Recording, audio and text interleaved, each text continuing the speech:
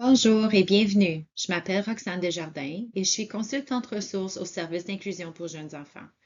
Je serai votre facilitatrice pour ce webinaire intitulé Favoriser la réussite, édition parascolaire. Nous savons qu'il n'existe pas une seule recette pour assurer la réussite d'un programme parascolaire. Plusieurs éléments y contribuent et chacun d'eux peut avoir un impact important sur l'expérience des enfants comme sur celle du personnel éducateur. Au cours de ce webinaire, je vous inviterai à porter un regard réfléchi sur différents aspects de votre pratique. Nous explorerons ensemble l'aménagement de l'environnement physique, les routines et les transitions, la programmation, ainsi que le rôle essentiel que vous jouez dans le quotidien des enfants. Mon objectif est de vous inspirer à identifier de petites ou de grandes modifications qui ont du sens pour votre réalité et qui peuvent favoriser davantage la réussite de tous. J'espère qu'à la fin de cette présentation, vous vous sentirez outillé et confiant pour apporter des changements positifs à votre programme. Commençons. J'aimerais commencer avec une citation. Les enfants ne vont pas vous approcher et dire « Je vis des émotions difficiles en ce moment et je ne sais pas quoi faire ». Ils vont agir et se comporter de façon difficile. Ça veut dire la même chose. Prenez un instant pour y réfléchir. Cette citation remet vraiment en question plusieurs idées que nous pouvons parfois avoir au sujet des comportements des filles.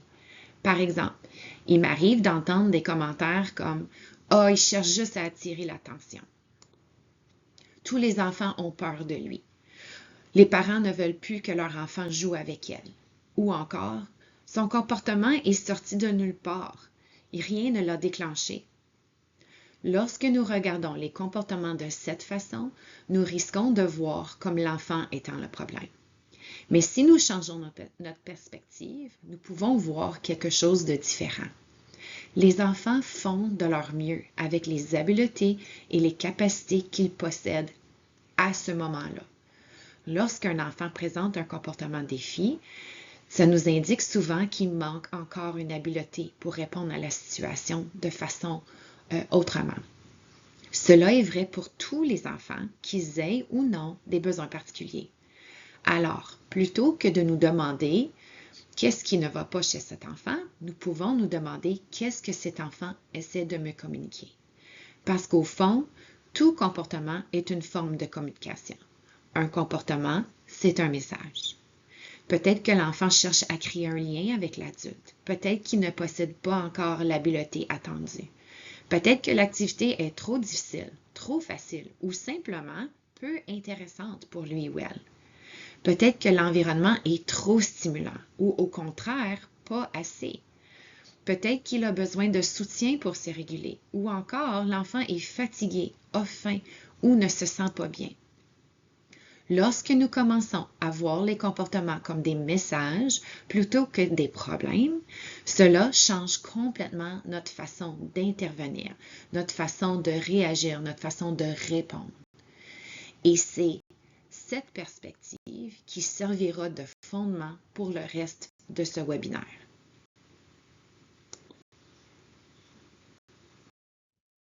Sur la diapositive précédente, nous avons parlé du fait que les comportements sont une forme de communication. Mais si un comportement est un message, qu'est-ce qui déclenche souvent ce message? Très souvent, il s'agit d'un état de stress. Pour mieux comprendre cela, j'aimerais vous présenter un concept. C'est la recette du stress, aussi connue sous l'acronyme CINE. Selon les travaux de la Dr Sonia Lupien et du Centre d'études sur le stress humain à Montréal, une situation devient stressante lorsqu'elle contient un ou plusieurs de ces ingrédients. Ceci est vrai pour enfants comme adultes. Parlons du contrôle faible. C'est le premier ingrédient. Nous aimons tous avoir un certain pouvoir ce qui nous arrive. Pourtant, dans la vie des enfants, plusieurs décisions sont prises pour eux. On leur dit quand ranger, quand manger, quand entrer, quand sortir, où s'asseoir et quoi faire.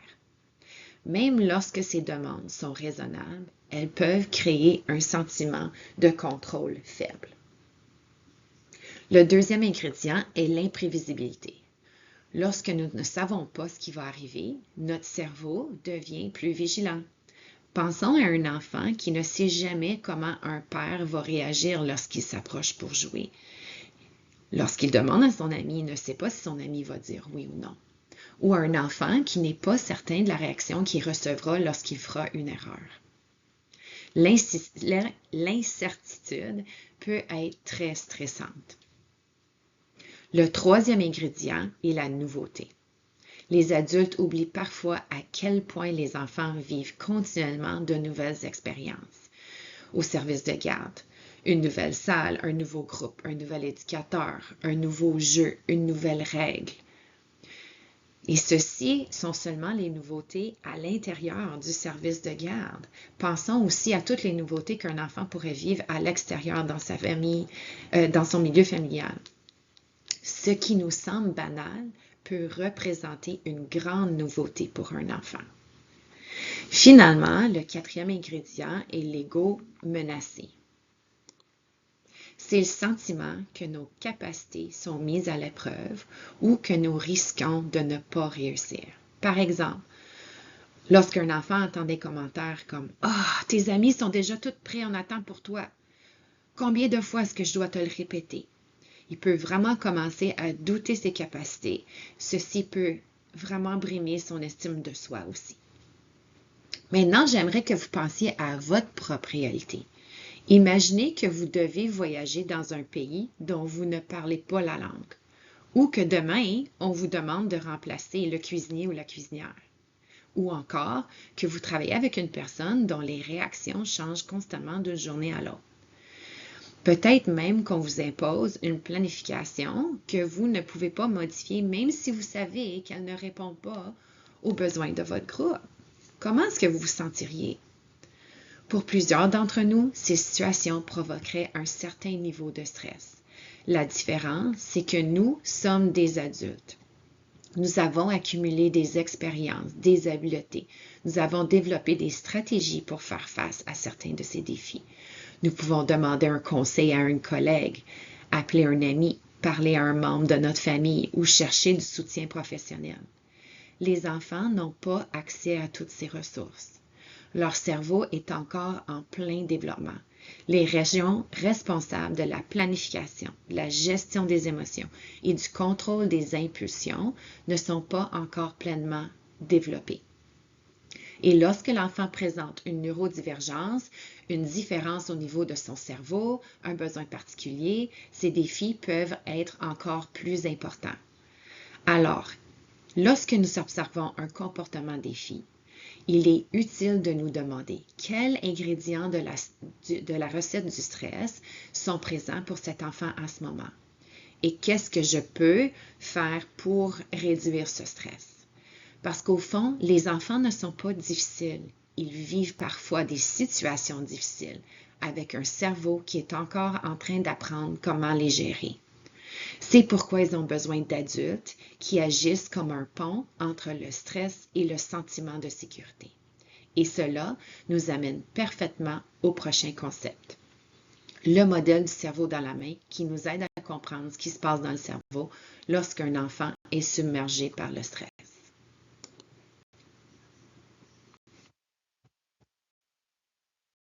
Je vous invite maintenant à visionner une courte vidéo sur le modèle du cerveau dans la main. Vous trouverez le lien dans la description de cette présentation. J'espère que cette vidéo vous a permis de mieux comprendre ce qui se passe dans le cerveau lorsqu'une personne perçoit une menace. Ce que j'aime particulièrement de ce modèle, c'est qu'il nous rappelle que notre cerveau peut réagir extrêmement rapide à une menace, quelle que soit réelle ou perçue. Un enfant qui perçoit une menace, ça peut être un enfant qui pense qu'il n'aura pas la chance de participer à une certaine activité, avoir un autre enfant qui lui brise son jouet ou prend son jouet, de ne pas savoir quelle activité on va faire après la collation. Je suis certaine que vous pouvez faire des liens avec votre propre vécu. Imaginez que quelqu'un dépose soudainement un serpent en caoutchouc sur votre épaule. Même si vous découvrez quelques secondes plus tard qu'il est faux, votre corps et votre cerveau auront probablement déjà réagi. Ou imaginez que vous réalisez soudainement que votre sac à main ou votre porte-monnaie a disparu. Dans ces moments-là, nous pouvons perdre l'accès à notre pensée rationnelle. Notre cerveau passe en mode de survie. C'est pas un choix, c'est une réaction neurologique. Les enfants vivent exactement le même phénomène. Cependant, chez certains enfants, cette réaction peut être encore plus rapide et plus intense. Pensons aux enfants qui ont vécu des expériences difficiles ou traumatiques, ou encore aux enfants neurodivergents. Leur cerveau peut être davantage en état d'alerte et détecter des menaces là où d'autres n'en voient pas.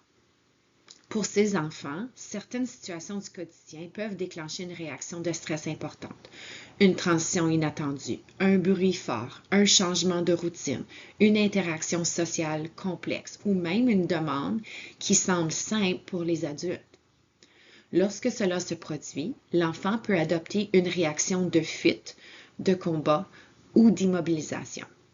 À ce moment-là, il n'est plus pleinement disponible pour écouter, raisonner ou résoudre le problème. C'est ici que notre rôle devient essentiel. Le cerveau d'en haut de l'adulte peut soutenir le cerveau d'en bas de l'enfant. Autrement dit, l'enfant emprunte temporairement le calme de l'adulte et la capacité de régulation jusqu'à ce qu'il puisse trouver les siennes. C'est ce qu'on appelle la co-régulation.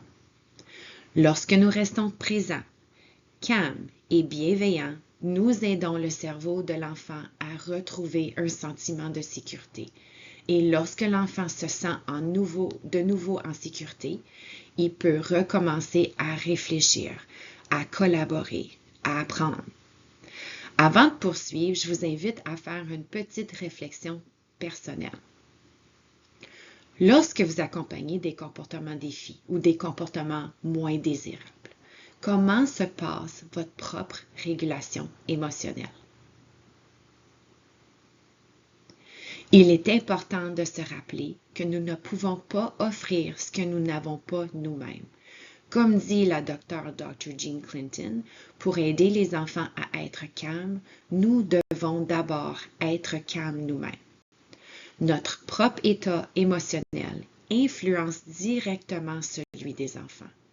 Plus nous sommes conscients de ce qui se passe en nous, plus nous sommes en mesure d'offrir le soutien dont les enfants ont besoin pour retrouver leur équilibre.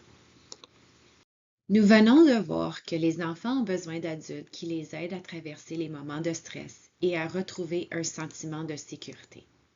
Alors, comment pouvons-nous jouer ce rôle au quotidien? Une des stratégies les plus puissantes, c'est de créer des liens d'attachement sécurisants. Lorsque nous créons ces liens, plusieurs choses se produisent. Les enfants développent un sentiment d'appartenance. Ils participent davantage à la vie du groupe. Ils sont plus disponibles pour apprendre de nouvelles habiletés. Et très souvent, nous prévenons l'apparition ou l'escalade de certains comportements liés au stress. Pour qu'un enfant puisse pleinement profiter de votre programme, il doit d'abord se sentir en sécurité et en confiance. Il doit savoir qu'il peut compter sur les adultes qui l'entourent pour répondre à ses besoins, que ces besoins soient physiques, émotionnels ou relationnels. Lorsqu'un enfant se sent accepté, compris et soutenu, il peut consacrer son énergie à jouer, explorer, apprendre et créer des liens avec les autres. Et cela est particulièrement important lorsqu'on pense ou on parle d'inclusion. Le sentiment d'appartenance est au cœur de l'expérience de chaque enfant. D'ailleurs, au cœur de l'expérience de chaque humain. Tous les enfants ont besoin de se sentir qu'ils ont leur place dans le groupe et qui sont importants pour les adultes qui les entourent. Pendant longtemps, les approches traditionnelles de discipline nous ont amenés à croire que notre rôle consistait à trouver la bonne récompense ou la bonne conséquence pour modifier le comportement d'un enfant. Aujourd'hui, les connaissances, les recherches en développement de l'enfant nous amènent ailleurs. Nous savons maintenant que les relations sont au cœur du développement. Notre rôle n'est pas de contrôler les enfants, mais plutôt de construire avec eux une relation de confiance qui nous permettra de les accompagner lorsqu'ils vivent des défis, des conflits ou de grandes ou petites émotions. Alors, comment crée-t-on ces liens sécurisants? Souvent, ce sont les petits moments du quotidien qui ont le plus grand impact.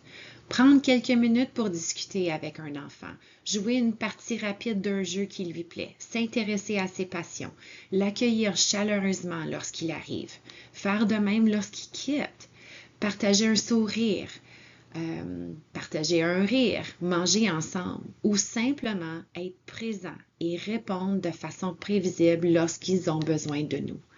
Ces moments peuvent sembler simples, mais ils sont extrêmement puissants. On les appelle parfois des interactions service-retour. L'enfant nous tend une perche et nous, on répond. À travers ces échanges répétés, il apprend qu'il est vu, entendu et important. Petit à petit, la confiance se construit. Et lorsque cette confiance est présente, l'enfant est beaucoup plus en mesure de faire face aux défis qu'il rencontre pendant la journée. Cela ne veut pas dire qu'il n'y aura jamais de comportement indésirable.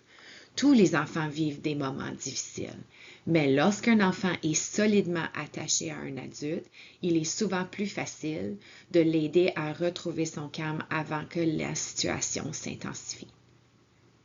Les enfants apprennent mieux lorsqu'ils se sentent en sécurité. Ils prennent davantage de risques dans leurs apprentissages. Ils sont plus ouverts à essayer des nouvelles choses. Ils sont plus disposés à accepter de l'aide. Et en d'autres mots, la relation devient le fondement sur lequel tout le reste peut se construire. J'aimerais donc vous laisser avec cette réflexion. Parfois, lorsque nous cherchons des stratégies pour soutenir un enfant, nous pensons immédiatement à des outils, à des programmes, à des stratégies, à des interventions. Mais l'une des stratégies les plus puissantes est à notre portée. C'est notre présence, c'est notre calme, c'est notre prévisibilité, c'est notre intérêt sincère pour l'enfant. Parce que, à la fin de la journée, nous pouvons devenir pour un enfant le facteur qui lui permet de se sentir en sécurité, en confiance, de développer sa confiance, de réussir pleinement dans le programme. Parfois, ce qu'un enfant a le plus de besoin, ce n'est pas une nouvelle stratégie, mais un adulte qui est pleinement présent pour lui ou pour elle. Parlons du travail d'équipe. J'aimerais commencer avec une citation bien connue de Henry Ford. Se rassembler est un commencement. Rester ensemble est un progrès. Travailler ensemble est une réussite. Nous pouvons avoir un groupe d'enfants, une équipe de personnel éducateur et des familles qui fréquentent nos programmes. Mais la véritable réussite se construit lorsque nous travaillons ensemble envers des objectifs communs. Lorsqu'on réfléchit aux ingrédients d'une équipe forte, 4 éléments ressortent particulièrement. La collaboration, la communication, la constance et le sens d'appartenance. Commençons par la collaboration.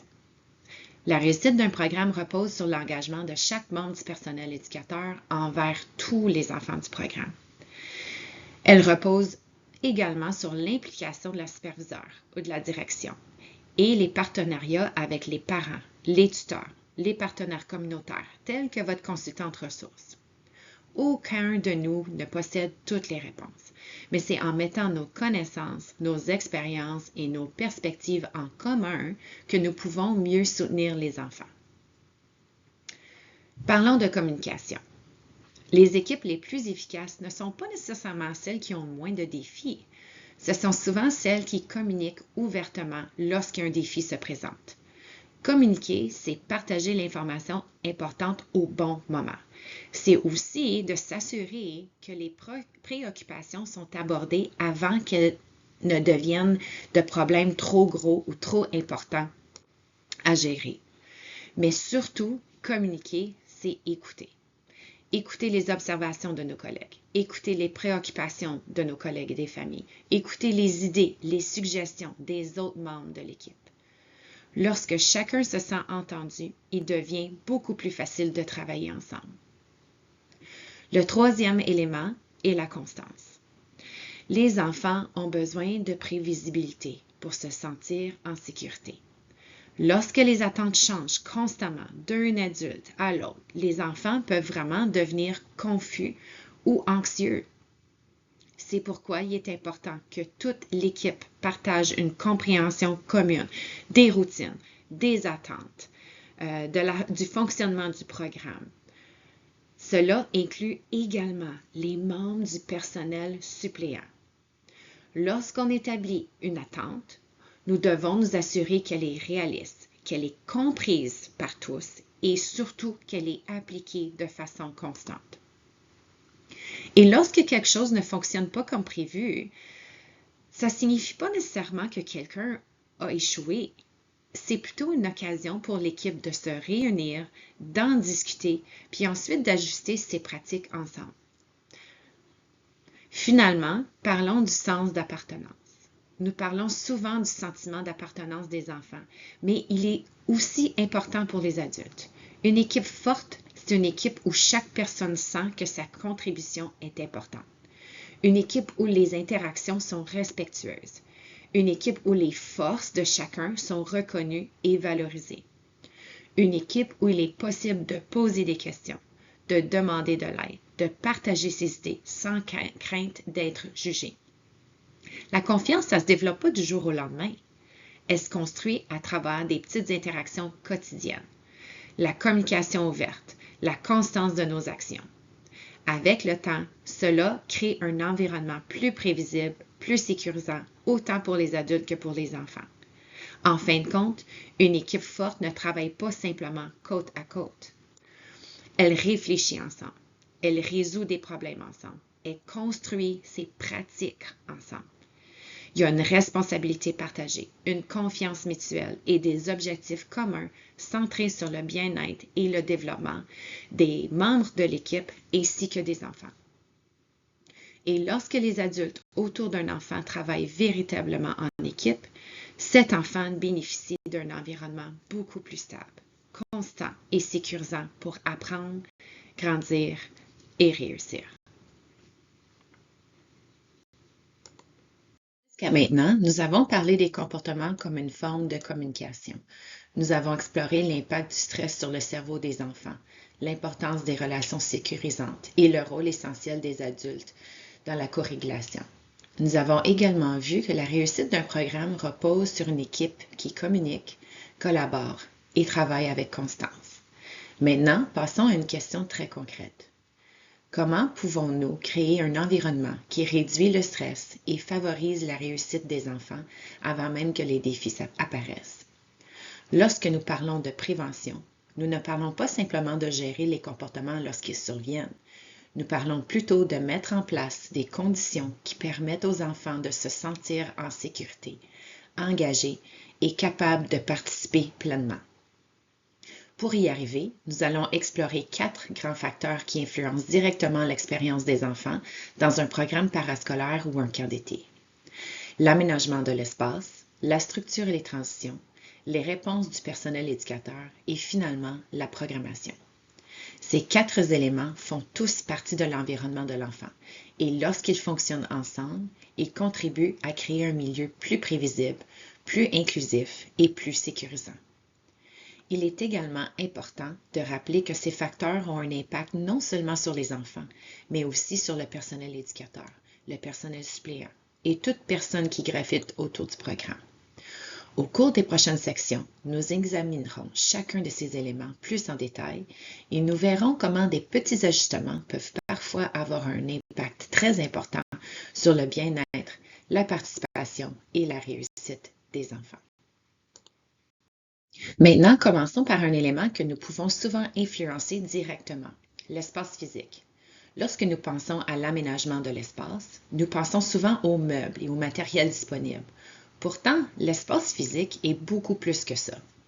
Il comprend le vestiaire, les salles de toilette, les espaces de repas de collation, les aires de jeu intérieures, extérieures, le coin de lecture ou le coin calme, les espaces de détente, le coin sensoriel et surtout les espaces qui sont partagés avec l'école. Chaque espace envoie un message aux enfants. Est-ce que un endroit où je me sens bien? Est-ce que c'est un endroit où je me sens bienvenue? Est-ce que c'est un endroit où je peux jouer et explorer? Est-ce un endroit où je peux réussir? Une planification réfléchie de l'environnement physique peut avoir un impact important sur le comportement des enfants. Un espace bien organisé aide les enfants à comprendre ce qui est attendu, à se déplacer plus facilement, à faire des choix et à participer de façon plus autonome. Cela contribue également à créer un environnement stimulant, accueillant et inclusif où tous les enfants peuvent trouver leur place. Bien sûr, nous savons que la réalité des programmes avant et après l'école, les programmes parascolaires, comportent certains défis. Souvent, nous partageons les locaux avec l'école.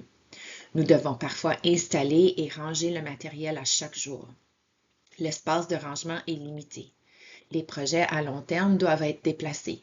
Le matériel doit parfois voyager d'un endroit à l'autre. J'aime comparer cela à du camping. Lorsque vous partez en camping, vous devez planifier à l'avance, transporter votre matériel, vous adapter à l'environnement et trouver des solutions créatives avec les ressources disponibles. Les programmes parascolaires fonctionnent souvent de la même façon. C'est pourquoi il est très utile de développer des relations positives avec le personnel scolaire. Une bonne collaboration peut parfois ouvrir la porte à davantage de flexibilité dans l'utilisation des espaces et à une meilleure compréhension des besoins de votre programme. Du côté des camps d'été ou des camps de jour, la réalité est souvent différente. Vous avez généralement davantage de contrôle sur les espaces utilisés. C'est une belle occasion de vraiment réfléchir de façon intentionnelle à l'aménagement et de créer un environnement qui répond aux besoins de votre groupe. Lorsque vous observez votre espace, je vous invite à regarder au-delà de ce qui est disponible et à réfléchir à la façon dont cet environnement est vécu par les enfants. Posez-vous les questions qui apparaissent à l'écran. Les espaces intérieurs et extérieurs sont-ils bien aménagés? Les activités et le matériel reflètent-ils réellement les intérêts des enfants? Y a-t-il un équilibre entre les occasions de bouger et les occasions de détendre, les activités actives et les activités calmes? L'environnement est-il stimulant, accueillant et inclusif pour tous les enfants?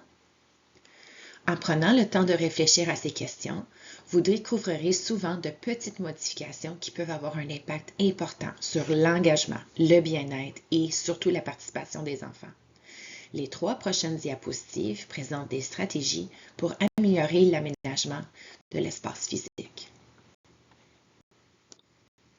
Lorsque nous parlons d'aménagement, il ne s'agit pas seulement de savoir où placer les meubles et où ranger le matériel. L'environnement lui-même peut devenir un outil puissant pour soutenir le comportement, l'autonomie et la participation des enfants. Un espace bien aménagé agit presque comme un éducateur silencieux. Il aide les enfants à comprendre ce qu'ils peuvent faire, où ils peuvent jouer et comment utiliser le matériel disponible. C'est pourquoi il est important que les espaces de jeu soient clairement définis. Lorsqu'un enfant entre dans un espace, il devrait pouvoir reconnaître facilement à quoi sert chaque endroit. Par exemple, une table de bricolage devrait donner envie de créer. Un coin de lecture devrait éviter le calme et la détente. Un espace de construction devrait encourager l'exploration et la résolution de problèmes. L'environnement devient alors une invitation naturelle au jeu. Et cette invitation ne dépend pas seulement des jouets, elle dépend aussi de la façon dont le matériel est présenté. Pensons à un chariot bien organisé. Ce n'est pas simplement un endroit pour ranger du matériel. C'est une invitation au jeu. Lorsque les enfants peuvent voir le matériel, y accéder facilement et comprendre comment l'utiliser, ils deviennent plus autonomes et plus engagés. Même dans les espaces partagés avec l'école, il est possible de créer des zones distinctes. Parfois, un simple tapis. Pensez à ceux d'été qui peuvent être transportés facilement, ou des tapis de yoga, ou une belle nappe colorée qui peut être placée sous le sol pour créer un air spécifique, ou sur une table pour déterminer un endroit comme la collation ou le bricolage. Pensez au positionnement du chariot et même peut-être certains meubles qui sont déjà présents dans la salle. Tout ceci suffit à délimiter un espace, à donner des repères clairs aux enfants. Il est également important de réfléchir à l'accessibilité de ces espaces. Tous les enfants devraient pouvoir circuler, explorer et participer de façon significative.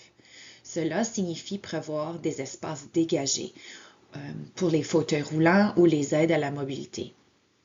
Des repères visuels, tactiles ou sonores peuvent également aider certains enfants à mieux comprendre et utiliser l'environnement.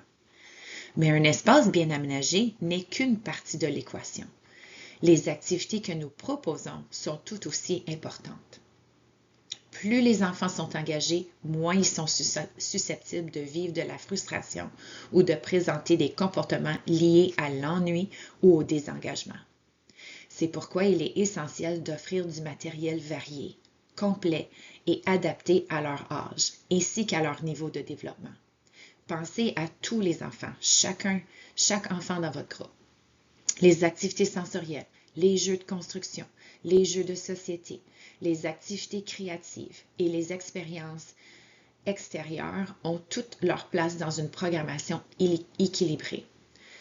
La question devrait alors, comment savoir ce qui intéresse réellement les enfants? La réponse est souvent plus simple qu'on le pense.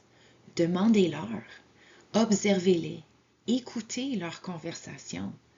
Prenez note des jeux vers lesquels ils reviennent spontanément.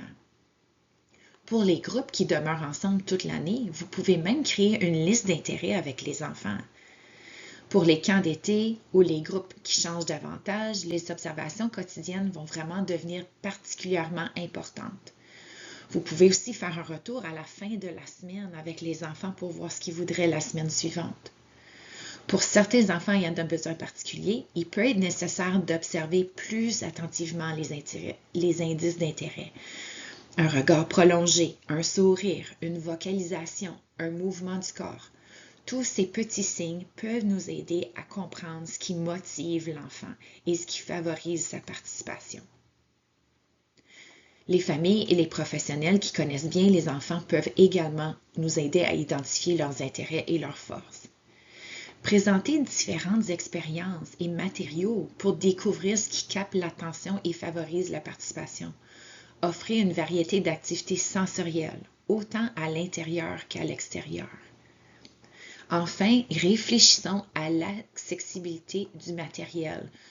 Le matériel est-il réellement à la portée des enfants?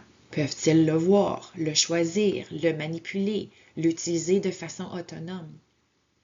À la portée des enfants, cela veut dire que nous créons des invitations au jeu, accessibles à tous les enfants dès leur arrivée dans l'espace. Nous positionnons le matériel de façon à ce qu'il puisse être vu, atteint ou activé par tous les enfants, peu importe leur habileté. Nous prévoyons également des adaptations lorsque nécessaire, afin que les enfants ayant des défis moteurs puissent manipuler, explorer et participer avec un minimum d'assistance. Et surtout, nous valorisons l'engagement et la participation de l'enfant, plutôt que la façon précise dont il interagit avec le matériel. L'objectif n'est pas que tous les enfants jouent de la même façon, mais bien que tous les enfants puissent jouer. Lorsque nous aménageons nos espaces, nous devons constamment nous demander, est-ce que c'est un espace pour les enfants ou est-ce que c'est un espace pour entreposer du matériel? Chaque fois que nous faisons le choix de privilégier l'accessibilité, les intérêts et la participation des enfants, nous créons un environnement plus inclusif, plus engageant et plus propice à la réussite. Dans cette section, nous allons nous concentrer sur un outil simple, mais extrêmement puissant dans un programme parascolaire, les repères visuels. Les repères visuels peuvent remplir plusieurs fonctions essentielles dans l'environnement des enfants. Ils permettent de définir les espaces de jeu, ils aident à organiser les jouets et le matériel, ils soutiennent l'autonomie des enfants et ils rendent les limites et les attentes beaucoup plus claires et prévisibles. Lorsque je modélise un horaire visuel dans un programme, il est très fréquent que le personnel éducateur soit surpris de voir à quel point les enfants s'y réfèrent constamment. Ils le regardent au début de la journée, ils l'utilisent avant les transitions, ils s'y réfèrent pour comprendre ce qui s'en vient, ils l'utilisent pour se situer dans leur routine. Cela nous montre quelque chose d'important. Les enfants ne sont pas passifs face à ces outils, ils les utilisent activement pour comprendre leur environnement. En réalité, les repères visuels sont essentiels au fonctionnement quotidien. Les repères visuels fonctionnent. Sinon, il y aurait des accidents de voiture tous les jours, les gens se perdraient dans les aéroports et il serait difficile d'organiser sa journée sans agenda, qu'il soit électronique ou papier. Ah, les fameux téléphones, qu'est-ce qu'on ferait sans ça? C'est la même chose pour les enfants. Et ce n'est pas parce que c'est des enfants d'âge scolaire qu'ils n'ont pas besoin d'un horaire ou de repères visuels. Les repères visuels rendent l'environnement plus prévisible. Et lorsqu'un environnement devient plus prévisible, l'incertitude diminue, l'anxiété diminue et le sentiment de sécurité augmente. Ceci permet vraiment aux enfants de se sentir plus en contrôle et plus disponibles pour participer. Pensez, combien de fois est-ce qu'un enfant vous demande qu'est-ce qu'on fait aujourd'hui? Avec un horaire visuel, ils pourront tout de suite aller s'y référer pour voir qu'est-ce qui est à l'horaire. Un horaire visuel, par exemple, aide les enfants à anticiper les transitions, à comprendre ce qui s'en vient, à participer de façon plus autonome aux routines. Lorsqu'on vous planifiez vos espaces, il est donc essentiel de réfléchir comment vous pouvez ajouter des repères visuels, ceux dont les enfants ont besoin pour mieux s'orienter. Ceci peut inclure des babillards pour afficher l'horaire quotidien, le calendrier hebdomadaire, la programmation, les activités prévues, les messages aux parents, des photos que vous avez prises des enfants en pleine action dans les activités et encore les règles de vie du groupe. Et dans les contextes où les babillards ne sont pas disponibles, il est possible d'être créatif. Par exemple, on peut utiliser des petits crochets sur un chariot pour afficher l'horaire ou les règles, ou encore une planchette à pince qu'on peut placer contre un tableau dans la classe, qu'on peut apporter dans notre sac d'urgence lorsqu'on se dirige au jeu extérieur ou au gymnase. Vérifiez avec l'enseignant du local que vous utilisez. Peut-être qu'ils ont un espace à vous partager. L'important n'est pas le format, mais la constance et la clarté des repères. Parce que plus que les enfants comprennent leur environnement, plus ils peuvent y participer avec confiance et autonomie. Parlons maintenant d'un espace essentiel dans un programme parascolaire, l'aire de détente ou le coin calme. Après une longue journée à l'école, certains enfants ont besoin de moments seuls avant que de grandes émotions n'émergent ou parfois juste après qu'elles se sont manifestées. Certains enfants ne sont pas prêts à sauter tout de suite dans le programme. Ils ont besoin d'un moment de repos ou de pause. Un coin calme ou une aire de détente permet justement de répondre à ce besoin. C'est un endroit sécurisant où l'enfant peut prendre une pause lorsqu'il ressent du stress, de l'anxiété, de la fatigue ou de la surcharge, que ce soit à cause du bruit, des attentes, du programme, de l'excitation, des transitions de sa journée à l'école. Un endroit vers lequel l'enfant peut se diriger volontairement pour retrouver son calme et sa maîtrise de soi. Ce type d'espace aide les enfants à développer progressivement leur capacité d'autorégulation.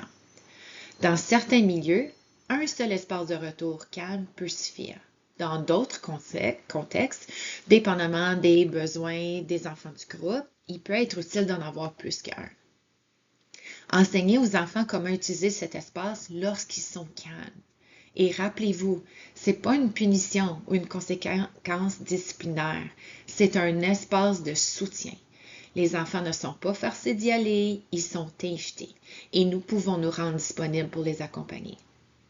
Considérez aménager des espaces de retour au calme à l'intérieur comme à l'extérieur. La préparation d'un sac ou d'un bac de détente peut combler les besoins des enfants lors des sorties, du jeu extérieur ou dans le gymnase. Je vous invite à regarder les diverses photos sur la tuile pour des exemples. Maintenant, tournons-nous vers un autre élément essentiel de l'environnement, la structure du programme et les transitions.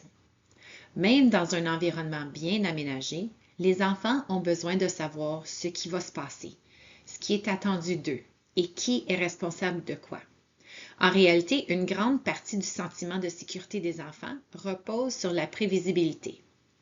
Lorsque les routines sont claires, que les attentes sont constantes et que les adultes travaillent de façon organisée, les enfants ont plus d'énergie à consacrer au jeu, aux relations et aux apprentissages. À l'inverse, lorsque les rôles ne sont pas clairs, que les attentes changent ou que les transitions sont improvisées, ceci peut créer de l'incertitude et du stress.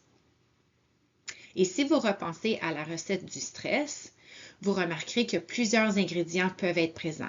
L'imprévisibilité, le manque de contrôle, la nouveauté ou encore le sentiment de ne pas savoir ce qui est attendu. C'est pourquoi l'organisation et la planification de tous les aspects du programme sont si importantes. Lorsque vous préparez vos journées, que ce soit pour le service avant et après l'école, les journées pédagogiques, les congés scolaires ou le camp d'été, il est utile de prendre un moment pour réfléchir à certaines questions. Les responsabilités sont-elles clairement réparties au sein de l'équipe? Qui fait quoi? À quel moment? De quelle façon? Comment les règles et les attentes sont-elles communiquées aux enfants? Et lorsqu'il est temps de rassembler le groupe, quel outil utilisez-vous pour capter l'attention des enfants et transmettre l'information? Ces questions peuvent sembler simples, mais elles constituent souvent la base d'un programme bien structuré. Dans les prochaines diapositives, nous allons explorer des stratégies concrètes qui permettent de rendre les transitions plus fluides, les attentes plus claires et les journées plus prévisibles pour les enfants comme pour le personnel éducateur. Lorsque nous parlons de structure et de transition, il est important de se rappeler qu'une transition représente souvent un défi important pour les enfants. Une transition, c'est tout simplement le moment où l'on demande à un enfant d'arrêter ce qu'il est en train de faire pour passer à autre chose. Et souvent, autre chose qui n'est pas son choix. Et si nous y pensons bien, cela nous arrive constamment dans nos programmes. Quitter un jeu pour aller à la collation, ranger pour sortir dehors, revenir à l'intérieur, partir pour le gymnase, retourner à la maison. Pour certains enfants, ces changements sont relativement simples, mais pour d'autres, ils peuvent représenter une véritable source de stress. Certains enfants ont besoin plus de temps pour traiter l'information. D'autres ont besoin plus de temps pour terminer une activité ou pour se déplacer d'un endroit à l'autre. D'autres encore peuvent vivre des défis liés à la communication, aux besoins sensoriels, à la fatigue, à des besoins médicaux, à des limitations physiques. Et c'est pourquoi il est essentiel de réfléchir aux besoins de chaque enfant lorsque nous planifions nos transitions. Par exemple, un enfant qui utilise un fauteuil roulant pourrait bénéficier de commencer une transition quelques minutes avant le reste du groupe afin d'éviter l'achalandage dans les corridors ou les retards liés au déplacement. L'objectif est que tous puissent y participer avec succès. La première stratégie consiste à miser sur une bonne planification et une bonne organisation. Dans plusieurs programmes parascolaires, vous êtes seul avec le groupe, avec un ratio pouvant aller jusqu'à une éducatrice ou un éducateur pour 15 enfants. L'organisation devient vraiment votre meilleur allié. Bien sûr, cela inclut les éléments liés à la sécurité, les présences, les walkie-talkies, le sac d'urgence, mais cela inclut aussi tous les petits détails qui peuvent faire la différence. Par exemple, avez-vous la clé du cabanon pour le matériel de jeu extérieur? La clé du tuyau d'arrosage? Si vous faites des jeux d'eau? Le matériel nécessaire pour l'activité prévue? Une des meilleures façons de réduire le stress, autant pour les enfants que pour le personnel éducateur, est de planifier à l'avance. Et même si vous travaillez seul avec votre groupe, cela ne veut pas dire que vous devez tout planifier seul. Par exemple, dans une équipe de 3 personnes, une personne pourrait préparer les activités artistiques pour les 2 prochaines semaines, pendant qu'une autre participe ou prépare les activités de groupe et quelqu'un d'autre fait les activités liées aux intérêts particuliers des enfants. Peut-être c'est quelqu'un qui organise les jeux de grosse motricité, comme le jeu au gymnase ou les jeux extérieurs. Ainsi, tout le monde contribue et tout le monde est prêt. Il est également important de prévoir pour un plan B. Qu'est-ce que vous faites si la météo change, si une sortie est annulée, si le gymnase ou un local n'est pas disponible? Plus ces situations sont anticipées, moins elles deviennent stressantes. Pensons aussi aux espaces qui sont partagés. Si plusieurs groupes utilisent la bibliothèque, le gymnase ou certains équipements spécialisés, un horaire clair permet d'éviter bien des frustrations et des conflits.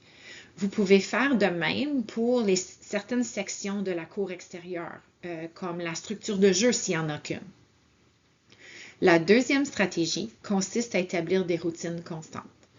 Les enfants se sentent en sécurité lorsqu'ils savent à quoi s'attendre. Par exemple, Vous pourriez toujours accueillir les enfants au même endroit, de la même façon à leur arrivée de l'école, avec une salutation spéciale ou un court échange sur leur journée.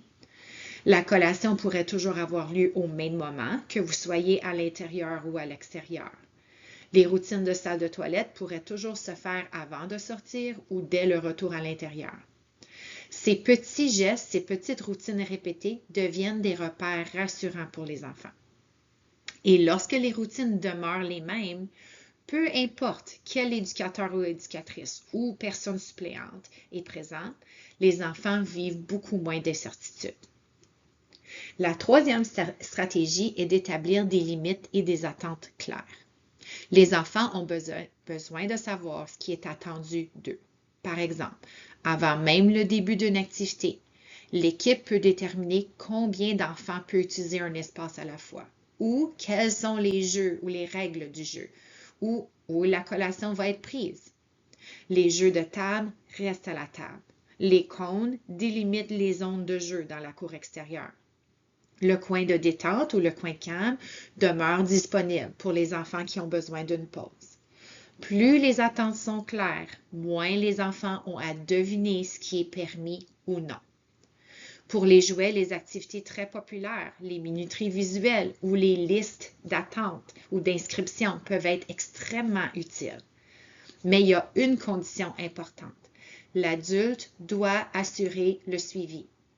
Si les enfants savent que les règles seront appliquées de façon constante, ils n'auront pas à les faire respecter eux-mêmes. Enfin, lorsque nous communiquons nos attentes, il est préférable d'utiliser un langage simple, concret et précis. Par exemple, les bâtons d'hockey restent sur le sol. Ou encore, la minuterie est terminée, c'est maintenant son tour. Oh, je sais que c'est difficile d'arrêter. Viens, on va trouver quelque chose d'autre à faire pendant que tu attends. Des phrases courtes, accompagnées de gestes ou de supports visuels, sont souvent beaucoup plus efficaces que de longues explications. Au fond, une bonne structure ne sert pas à contrôler les enfants. Elle sert à rendre leur environnement plus prévisible, plus compréhensible et plus sécurisant.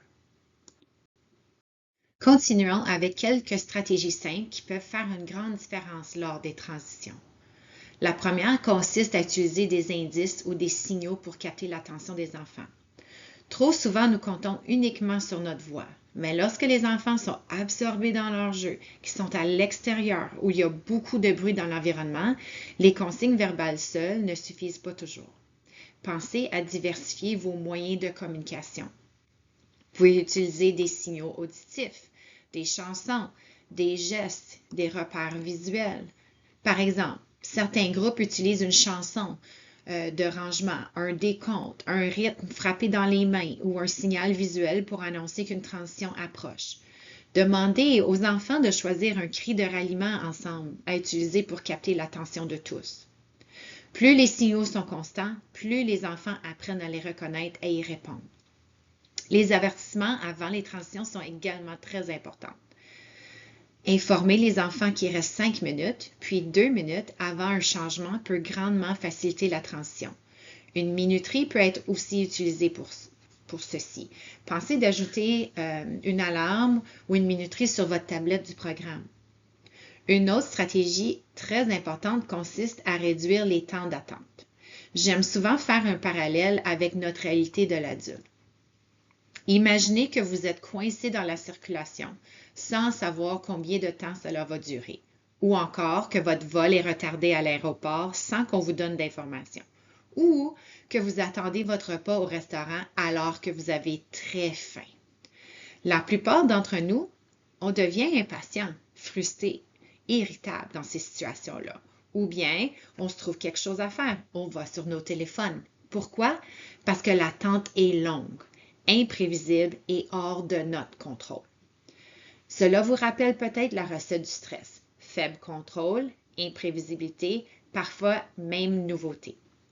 Et pourtant, nous sommes des adultes avec beaucoup plus de capacité d'autorégulation que les enfants. Alors, imaginez ce que ça représente pour eux. On ne peut pas s'attendre à ce que les enfants attendent longtemps, sans soutien et sans savoir ce qui s'en vient. C'est pourquoi il est important de faire avancer les transitions aussi efficacement que possible.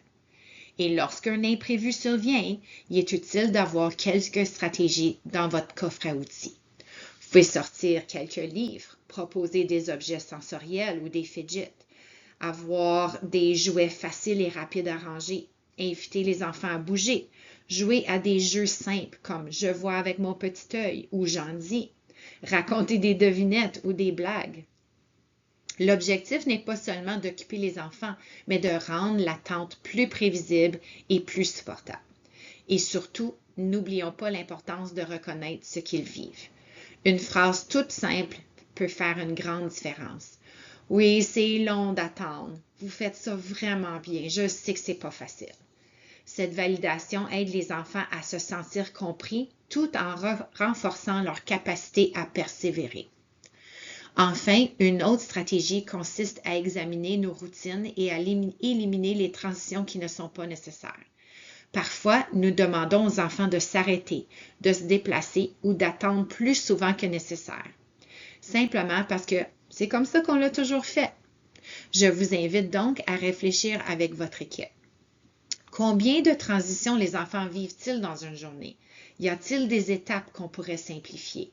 Est-ce qu'il y a des déplacements qu'on pourrait éviter complètement? Est-ce qu'il y a des groupes qui pourraient être divisés différemment? Chaque transition inutile que nous éliminons représente une occasion de réduire le stress, la frustration et les temps d'attente.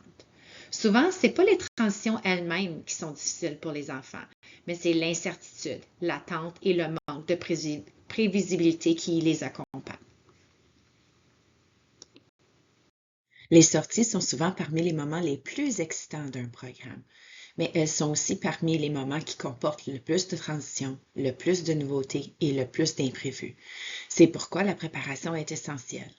La réussite d'une sortie commence bien avant que les enfants montent dans l'autobus ou quittent le programme. Une première stratégie consiste à communiquer clairement les informations à l'avance. Par exemple, vous pouvez préparer une affiche indiquant les détails de la sortie, ce que les enfants doivent apporter et les informations importantes pour les familles. Selon les besoins de votre groupe, un horaire visuel, un tableau avant-après ou une liste de vérification peut également être très utile. Pensons à un enfant qui oublie régulièrement ses effets personnels. Une simple liste illustrée avec maillot de bain, bouteille d'eau, boîte à dîner peut vraiment lui permettre d'être beaucoup plus autonome. Il est également utile de préparer un sac ou un bac contenant des livres, des jeux de cartes ou quelques objets sensoriels. Ainsi, si un délai imprévu survient, vous avez déjà des stratégies pour occuper les enfants et éviter que l'attente devienne difficile. Pensez même à de l'équipement pour des jeux de grosse motricité comme un ballon de soccer. Je vous recommande aussi de créer un visuel des attentes pour la sortie. Par exemple, restez avec le groupe, écoutez les consignes, demandez la permission d'aller aux toilettes ou respectez les règles dans l'autobus. Même si on revise ces attentes avec les enfants, souvent d'avoir un visuel, ça peut vraiment appuyer davantage. Les attentes, quand elles sont visuelles, expliquées à l'avance, les enfants ont beaucoup plus de chances de réussir. Pour les enfants ayant des besoins particuliers, médicaux, complexes, la planification devient encore plus importante. Prenez le temps de consulter avec la famille afin de bien comprendre les besoins de l'enfant. Réfléchissez à l'accessibilité du lieu visité. Est-ce qu'il y a des ascenseurs? Les toilettes sont-elles accessibles? Les déplacements seront-ils faciles pour un enfant utilisant un fauteuil roulant, une marchette? Avez-vous tout l'équipement nécessaire? Pour certains enfants, il peut être très utile de préparer des repères visuels personnalisés. Par exemple, un petit livret photo ou une séquence visuelle montrant les différentes étapes de la journée. L'autobus, l'arrivée, l'activité, le dîner, le retour. Ces outils rendent l'expérience beaucoup plus prévisible et rassurante. Avant de quitter le programme, prenez également le temps de planifier les routines. Le passage à la toilette, l'application de la crème solaire, préparation des sacs, vérification du matériel nécessaire. Et avant même de demander aux enfants de ranger ou de se mettre en rang, assurez-vous que vous êtes vous-même prête. Est-ce que vous avez pris les présences? Avez-vous la tablette pour prendre les présences lors de la sortie? Les médicaments, le matériel nécessaire, le sac d'urgence? Plus vous êtes prêts, moins les enfants auront à attendre. Et nous savons déjà que les longues attentes sont rarement les meilleurs amis des transitions réussies. Une fois sur place, continuez à soutenir la prévisibilité. Présentez l'horaire de la journée. Montrez sur une carte du site lorsque c'est possible. Rappelez régulièrement les attentes. Choisissez avec les enfants quels seront votre trajet de la journée, vos activités. Indiquez clairement où se trouve le point de rassemblement. Et n'oubliez pas que certains enfants auront besoin de pauses supplémentaires ou d'adaptations pour participer pleinement. L'objectif est que tous les enfants puissent participer de façon significative et vivre une expérience positive. Au fond, une sortie réussie repose sur le même principe que toutes les autres transitions. Plus les enfants savent ce qui s'en vient, plus ils se sentent en sécurité et plus ils sont disponibles pour profiter de l'expérience. Qu'il s'agisse d'une transition quotidienne ou d'une grande sortie, les mêmes principes demeurent. Planifier, communiquer, réduire l'attente et rendre l'expérience prévisible, le plus prévisible possible pour les enfants. Lorsque nous pensons à l'environnement, nous pensons au matériel ou à l'espace physique ou les routines et les transitions. Mais il existe un autre aspect de l'environnement qui influence profondément l'expérience des enfants, les adultes qui les entourent. La façon dont nous répondons aux enfants fait également partie de leur environnement et parfois elle a un impact encore plus grand que tout le reste. Nos paroles, notre ton de voix, notre présence, notre capacité à écouter et à accompagner peuvent souvent augmenter le stress d'un enfant, soit lui permettre de se sentir en sécurité et soutenu. Je vous invite donc à réfléchir aux questions qui apparaissent à l'écran. Comment créez-vous des liens avec les enfants? Comment favorisez-vous un environnement où les enfants vivent des connexions positives? Et comment assurez-vous que les enfants se sentent suffisamment en sécurité et en confiance pour explorer, apprendre et prendre des risques? J'aimerais également vous partager cette citation. La profondeur des liens que nous établissons avec d'autres personnes nous donne une raison d'être, une valeur et un bonheur qu'aucune autre expérience ne peut réellement nous apporter. Cette citation nous rappelle à quel point les relations humaines sont importantes. Et cela est tout aussi vrai pour les enfants. Ils apprennent, explorent et grandissent à travers de leurs relations. Ils ont besoin de savoir qu'il y a des adultes autour d'eux qui les voient, les comprennent et sont disponibles pour eux. Les comportements favorisant l'attachement sont les comportements que les adultes adoptent pour bâtir la confiance et créer les liens avec les enfants, comme sourire, rire, être présent, écouter, être juste, jouer et parfois laisser de l'espace à l'enfant. Les réponses positives des éducateurs, éducatrices aident les enfants à se sentir en sécurité, en confiance, développer une bonne estime de soi, vivre des relations positives, explorer et apprendre. En réalité, les relations sécurisantes agissent comme un facteur de protection.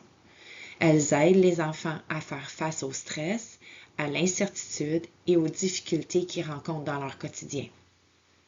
Dans les prochaines 3 diapositives, je vais présenter des stratégies qui reposent sur un concept fondamental. Établir et maintenir les relations dans lesquelles les enfants se sentent en sécurité, tant sur le plan émotionnel que physique. Lorsque nous parlons d'attachement et de relations sécurisantes, il est facile de penser qu'il faut prévoir de grandes activités ou consacrer beaucoup de temps à chaque enfant. La connexion ne demande pas de grands gestes, ni de temps supplémentaire. Elle se construit dans les petits moments du quotidien qui composent la journée d'un enfant. Par exemple, l'accueil est souvent l'un des moments les plus importants de la journée. Au-delà de prendre les présences, c'est une occasion de dire à chaque enfant « Je te vois, je suis content que tu sois ici ». Pour certains enfants, une routine d'accueil prévisible peut faire toute la différence. Pensons à une éducatrice qui accueille toujours un enfant avec le même signe de la main, une chanson préférée ou un pictogramme de bienvenue. Ces petits gestes deviennent des repères sécurisants. Tout au long de la journée, nous pouvons également créer des occasions de connexion. Prendre quelques minutes pour jouer avec un enfant, lui poser une question sur sa journée, s'intéresser à son projet de construction, écouter ce qu'il a envie de raconter. Ces moments sont parfois très courts, mais ils ont beaucoup de valeur. Les enfants cherchent aussi régulièrement à créer un lien avec nous. Ils nous montrent un dessin, ils nous racontent une histoire, ils nous regardent pour voir si nous avons remarqué quelque chose qu'il a fait. Répondre à ces tentatives de connexion est extrêmement important. Parfois, un simple regard, un sourire, un clin d'œil ou un pouce levé suffit à dire « je te vois ». Apprendre à connaître les intérêts des enfants est une autre façon puissante de renforcer la relation. Qu'est-ce qu'ils aiment? Qu'est-ce qui les passionne? Quels sont leurs jeux préférés? Et parfois, partager un peu de nous-mêmes peut aussi nourrir cette relation. Parlez de votre passe-temps préféré, de votre équipe sportive favorite ou d'une activité que vous aimez. Ceci peut vraiment permettre de créer des points communs et des conversations authentiques. Participer au jeu est également une excellente façon de montrer aux enfants que nous nous intéressons réellement à ce qu'ils font. Lorsqu'on prend le temps d'entrer dans leur univers, même quelques minutes, on leur envoie un message très fort. Ce qui est important pour toi, c'est aussi important pour moi. Une autre stratégie consiste à découvrir les intérêts du groupe et à faire participer les enfants à la planification des activités. Lorsqu'ils voient que leurs idées sont prises en compte, ils se sentent valorisés et développent un plus grand sentiment d'appartenance. Parlons maintenant de l'attention positive. L'attention positive est parfois l'un des outils les plus puissants que nous possédons, mais aussi le moins utilisé. Pourtant, plus que nous accordons d'attention aux comportements que nous souhaitons voir se répéter, plus nous avons de chances de les revoir. L'attention positive peut prendre différentes formes. Parfois, il s'agit d'un commentaire ou d'un énoncé descriptif. Tu as tenu la porte pour tes amis. Tout le monde a pu sortir en sécurité. Merci pour ton aide. Ou encore, tu as rangé le matériel lorsque tu as terminé ton projet. Merci. Ces commentaires aident les enfants à comprendre précisément ce qu'ils ont bien fait. D'autres fois, il peut simplement s'agir d'un compliment ou d'une remarque chaleureuse. « Wow, j'aime beaucoup ton chandail de Star Wars. Ton sourire est rayonnant aujourd'hui. » Ou encore, « Oh, je suis tellement content de te voir aujourd'hui. » J'aime aussi utiliser l'image de la banque émotionnelle. Imaginez que chaque interaction positive représente un dépôt dans le compte bancaire relationnel de l'enfant. Chaque sourire, chaque moment de jeu partagé, chaque encouragement, chaque geste de soutien, chaque moment d'écoute active. Tous ces dépôts s'accumulent avec le temps. Et plus le compte est rempli, plus la confiance, la sécurité et la relation deviennent solides. C'est particulièrement important lors des moments plus difficiles, parce qu'un enfant qui a vécu de nombreux dépôts positifs ou relationnels est souvent plus en mesure d'accepter notre soutien lorsqu'il rencontre un défi. Je vous invite donc à utiliser l'attention positive tout au long de la journée, pendant les routines, les transitions, les moments de collation, les activités, le jeu extérieur, l'arrivée. Et surtout, cherchez à remarquer les efforts et les tentatives, pas seulement les réussites parfaites. Car c'est souvent dans ces petits moments de connexion que se construisent les plus grandes relations. Une autre façon très puissante de renforcer nos relations avec les enfants, c'est de communiquer avec empathie. En fait, si nous souhaitons que les enfants développent de l'empathie envers les autres, ils doivent d'abord en faire l'expérience eux-mêmes. Ils doivent se sentir ce que c'est d'être écoutés, compris et accueillis dans ce qu'ils vivent. Lorsque les enfants vivent une émotion difficile, notre premier réflexe est parfois de vouloir régler le problème rapidement. On veut les rassurer, trouver une solution ou les aider à passer à autre chose. Pourtant, bien souvent, ce qu'ils ont besoin le plus à ce moment-là, c'est d'une présence calme et attentive. Faire preuve d'empathie commence par ralentir.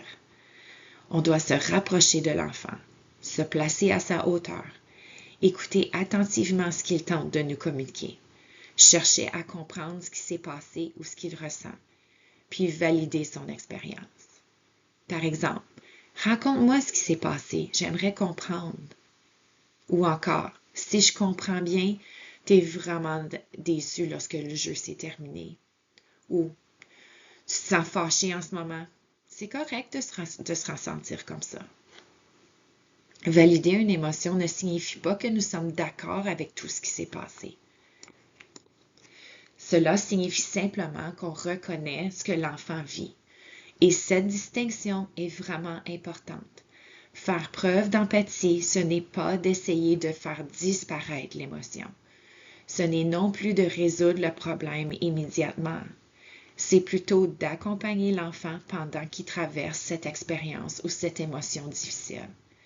C'est de lui transmettre le message « Je suis avec toi, tu n'es pas seul avec ce que tu ressens ».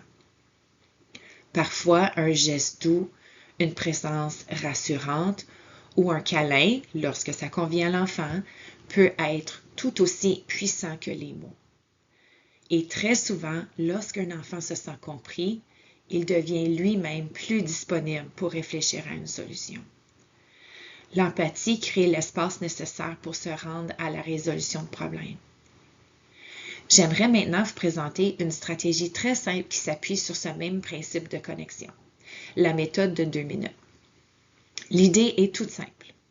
Choisir un enfant avec qui vous souhaitez renforcer la relation et consacrer environ 2 minutes par jour à partager un moment positif autour de ses intérêts. Pendant ces 2 minutes, c'est l'enfant qui mène. Vous suivez son intérêt, vous écoutez, vous observez, vous participez, sans corriger, sans enseigner, sans diriger l'activité, seulement être présent et connecté. 2 minutes peuvent sembler peu, mais lorsqu'elles sont répétées jour après jour, elles peuvent avoir un impact remarquable sur cette relation. C'est souvent dans ces petits moments constants que la confiance se construit. Je vous invite d'ailleurs à consulter la fiche conseil associée à cette stratégie pour en apprendre davantage.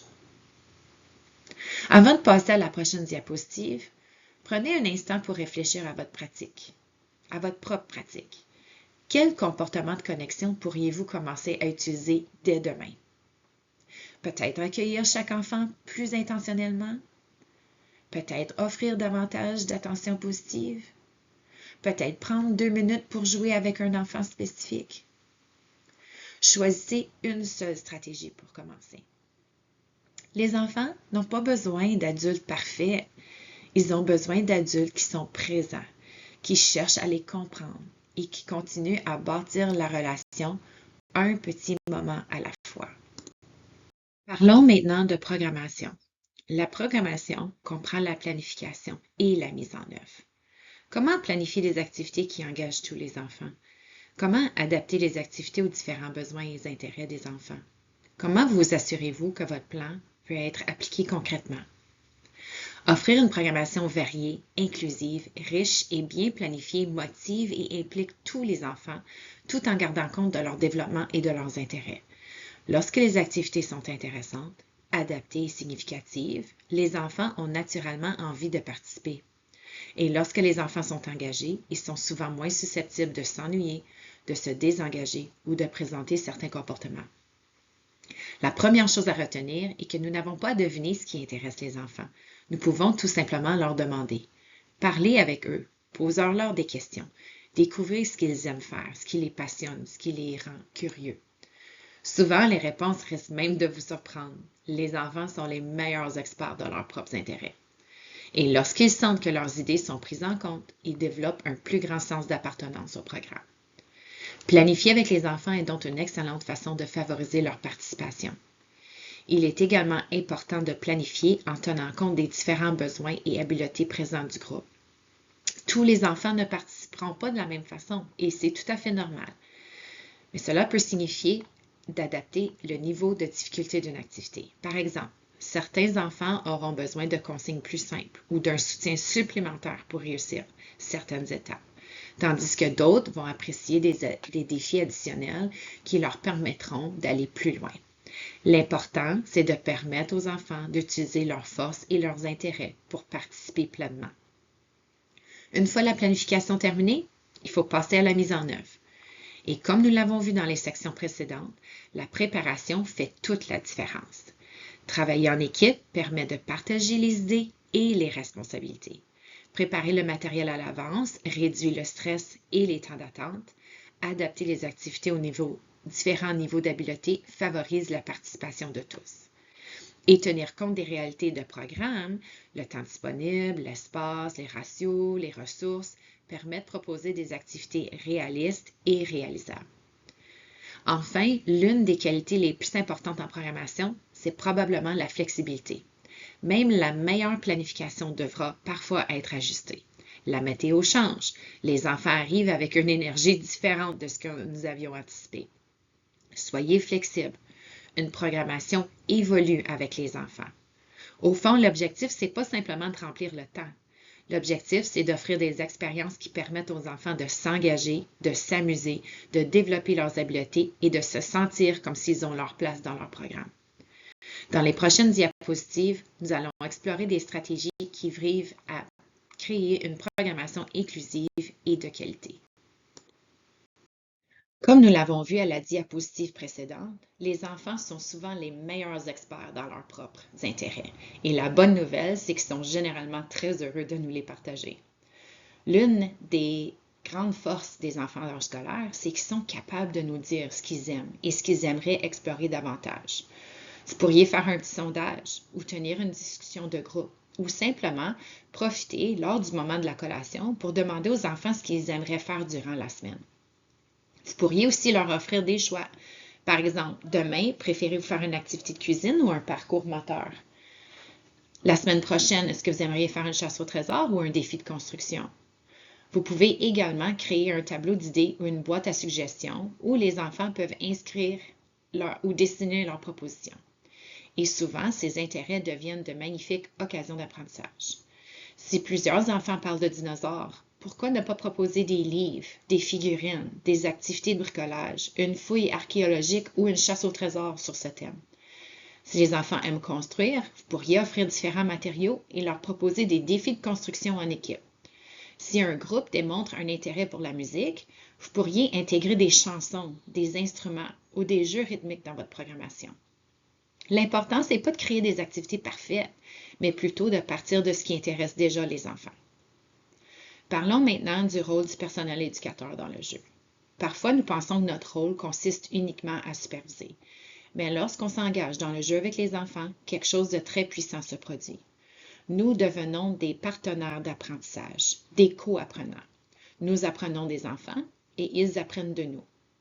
Nous pouvons également guider le développement de certaines habiletés sociales ou des habiletés émotionnelles.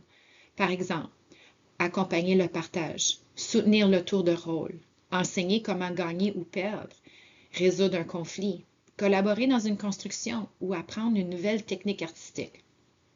Être présent dans le jeu nous permet aussi d'être disponible lorsque les enfants ont besoin d'aide, de soutien ou simplement d'un adulte avec qui partager leur enthousiasme. Et n'oublions pas que les enfants apprennent partout. Soyez toujours prêts avec des petites activités pendant les routines, les transitions et les moments d'attente. Même ces moments peuvent devenir amusants. Une autre idée importante est de trouver un équilibre entre les activités guidées par les enfants et celles facilitées par les adultes. Parfois, c'est l'enfant qui initie le jeu. On le rejoint. On suit son idée, ses intérêts, son imagination. Dans ces moments-là, nous laissons l'enfant guider l'expérience. Cette approche valorise ses forces, nourrit sa motivation et encourage sa créativité. Elle permet aussi aux enfants d'apprendre les uns des autres. D'autres fois, c'est l'adulte qui propose une activité, un défi ou une expérience nouvelle. Les deux approches ont leur place dans une programmation de qualité. Enfin, n'oublions pas l'importance de la variété. Les enfants ont besoin d'activités actives et d'activités calmes, des expériences sensorielles, du jeu dans la nature, du jeu risqué, des projets à long terme. Et parfois, les meilleures idées viennent tout simplement de nous. Partagez vos talents, partagez vos passe-temps, enseignez un jeu de votre enfance, faites découvrir une passion qui vous anime. Vous pourriez être surpris de voir l'intérêt que cela va susciter chez les enfants. Pour favoriser la participation de tous, pensez également à offrir différentes façons de prendre part aux activités. Par exemple, lors d'une activité de bricolage, certains enfants pourraient utiliser du matériel adapté. Lors d'un jeu moteur ou de motricité globale, vous pourriez prévoir plusieurs niveaux de difficulté ou de participation. Pendant une activité de groupe, certains pourraient répondre verbalement, d'autres pointer à une image, utiliser des gestes ou simplement observer avant de participer. Et n'oubliez pas, une programmation riche ne dépend pas toujours d'un gros budget. le recyclage, le matériel polyvalent, demander des dons des familles, des organismes communautaires ou même les groupes de partage dans la communauté peuvent vraiment devenir d'excellentes sources de matériel. Souvent, ce sont la créativité et l'intention qui font la plus grande différence. J'aimerais terminer cette section sur la programmation en revenant à l'importance des repères visuels. Personnellement, j'aime beaucoup cuisiner et faire de la pâtisserie. Quand je cuisine, je peux parfois improviser, ajouter un ingrédient, modifier une quantité ou essayer quelque chose de nouveau. Mais lorsque je fais de la pâtisserie, ça c'est une autre histoire. Si je veux que le gâteau lève correctement ou que les biscuits aient la bonne texture, je dois suivre une recette. Cette recette devient en quelque sorte mon guide. Elle me permet de savoir ce qui vient ensuite, quel ingrédient utiliser et quelle étape suivre. En réalité, une recette, c'est un repère visuel, c'est un support visuel. Elle m'aide à organiser mes actions et à atteindre le résultat souhaité. Pour les enfants, les repères visuels jouent souvent le même rôle. Elles permettent aux enfants de savoir ce qui s'en vient, de comprendre les attentes et de se préparer aux différentes activités de la journée ou de la semaine. Plus les enfants peuvent anticiper ce qui va arriver, plus ils se sentent en confiance et en contrôle. C'est pourquoi il peut être très utile d'afficher la programmation de la semaine ou l'horaire de la journée dans un endroit visible. Les enfants peuvent alors s'y référer lorsqu'ils ont des questions ou simplement pour savoir ce qui s'en vient. Sur cette diapositive, vous pouvez voir quelques exemples de programmation hebdomadaire ainsi qu'un horaire quotidien plus détaillé. L'objectif n'est pas de reproduire exactement ces modèles. L'idée est plutôt de réfléchir à la façon dont vous pouvez rendre votre programmation visible et accessible aux enfants. Encore une fois, lorsqu'on rend l'environnement plus prévisible, nous diminuons l'incertitude et nous favorisons l'engagement des enfants. Et souvent, un simple repère visuel peut faire une grande différence. Pour terminer, j'aimerais revenir à une idée centrale de ce webinaire. La prévention est souvent beaucoup plus efficace que l'intervention. Lorsque nous pensons à la prévention, nous parlons de connexion, de préparation et d'accompagnement. Nous parlons de créer des liens avec les enfants. Nous parlons d'aménager des espaces accueillants, de planifier des transitions prévisibles. Nous parlons d'offrir une programmation intéressante et adaptée aux besoins du groupe. Nous parlons aussi de jouer avec les enfants, de les écouter et de les accompagner dans leur développement. Si l'on regarde notre travail dans son ensemble, l'objectif est de consacrer la majorité de notre énergie à ces pratiques préventives. On pourrait dire que 95% de notre temps devrait être investi à créer les conditions qui favorisent la réussite des enfants. Lorsqu'on investit dans les relations, la structure, l'environnement, la programmation, nous passons généralement moins de temps à gérer des crises, à désamorcer des conflits ou à répondre aux comportements. Cela ne signifie pas que les comportements vont disparaître complètement.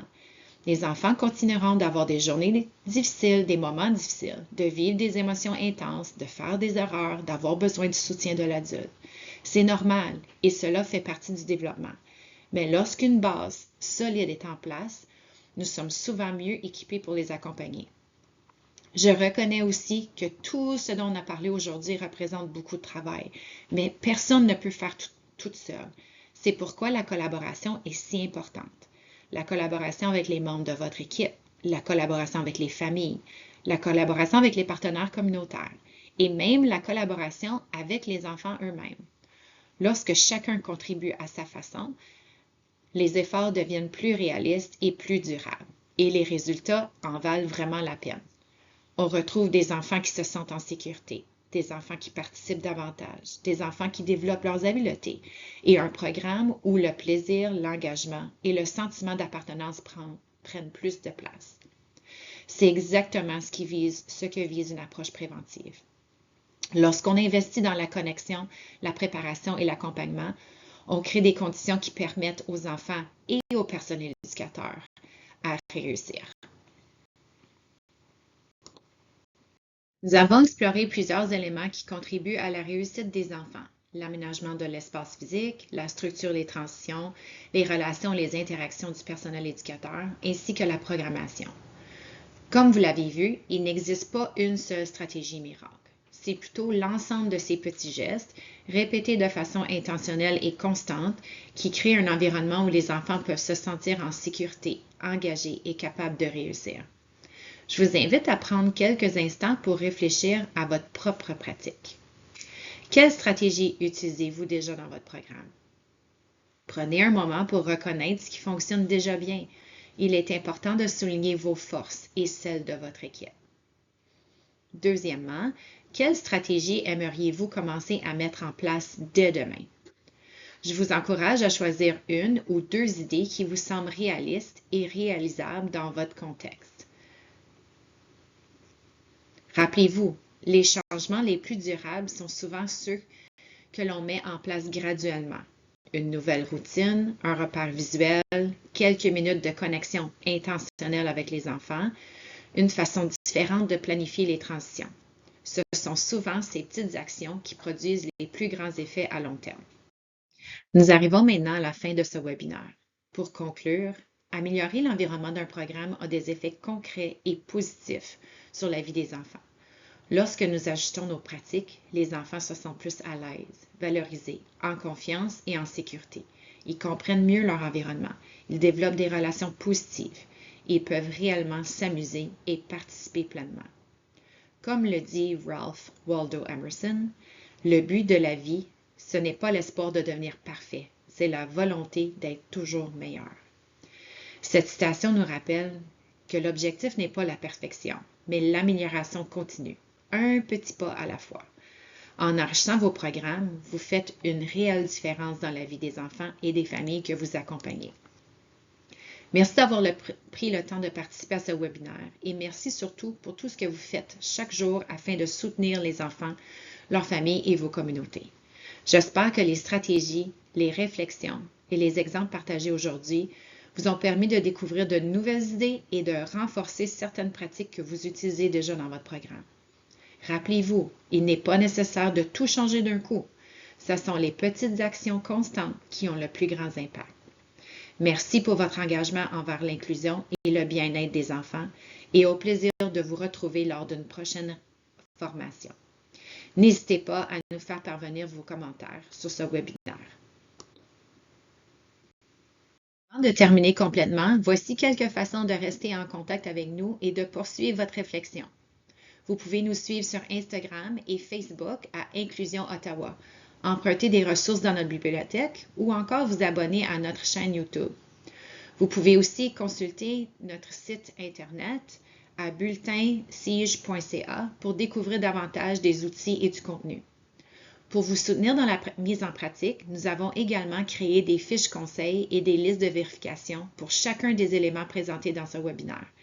Ces outils peuvent vous servir de guide, de point de départ ou de feuille de route pour cibler vos objectifs et accompagner vos réflexions dans votre milieu. Vous trouverez tous les liens dans la description de ce webinaire.